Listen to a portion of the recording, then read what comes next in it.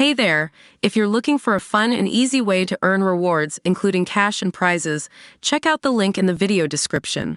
Roughly 50 current and old Boeing employees have joined the cause against the beleaguered aircraft manufacturer and demand improved safety for flyers, despite the deaths of 2 whistleblowers. The employees are not trying to bring down the company but are desperate to get its safety standards on track, their lawyers have said. Boeing has been under fire for months after a series of high-profile safety incidents, including a door plug blowing out of a plane at 16,000 feet. In the wake, federal authorities have launched multiple investigations into the company. Whistleblowers have also come forward to sound the alarm over the manufacturing process and their concerns for passenger safety. 2 whistleblowers have died this year after speaking out about the concerns, and the timing of their deaths raised questions.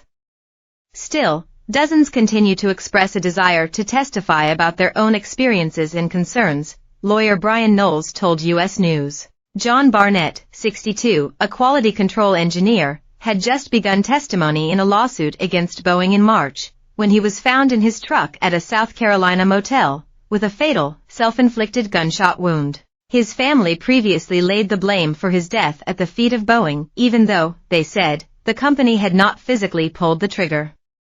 A coroner's report later found Barnett to be suffering from extreme stress and PTSD. Joshua Dean, 45, died unexpectedly in early May.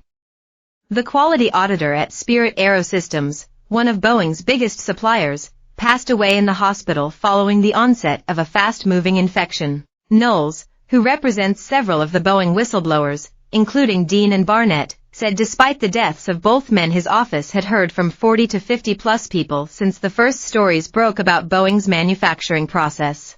They're trying to get them to clean up their act and get the company back on track, he said. He continued, it's not about bringing down the company at all. The company can't fail.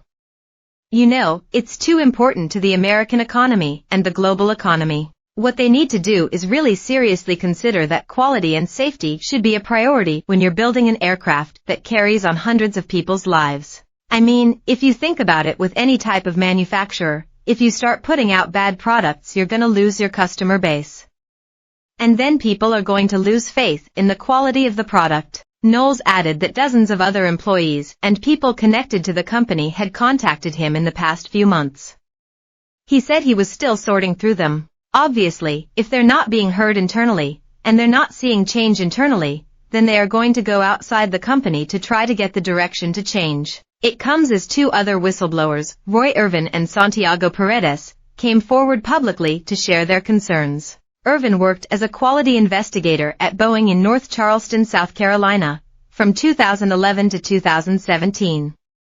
He told the New York Post that he had known Barnett and, similarly, had pushed back against safety and quality issues. He told the outlet that he was not a conspiracy theorist but that the circumstances surrounding Barnett's death, to him, didn't add up.